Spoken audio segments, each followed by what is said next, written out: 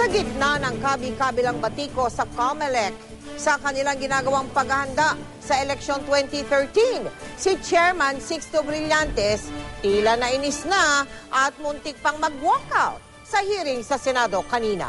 Nakatutok si Jam Cesante. Tinalakay kanina sa Joint Congressional Oversight Committee o JCOC sa Automated Election System ang paghahanda ng COMELEC para sa parating na eleksyon sa Mayo.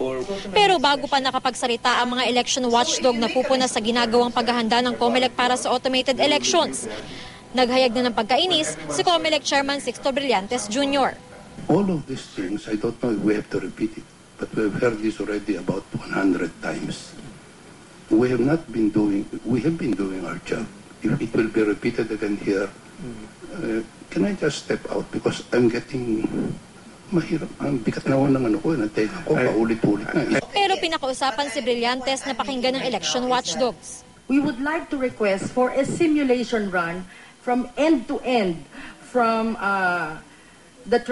and could you conduct the mock elections in a place where transmission was already tested to be working? And do we have any obligation to tell them every day what we are doing?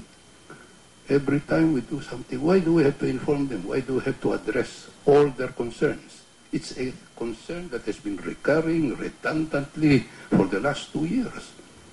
And if they think it is not being addressed, it's only because they are not coming to the office. We're asking for solutions.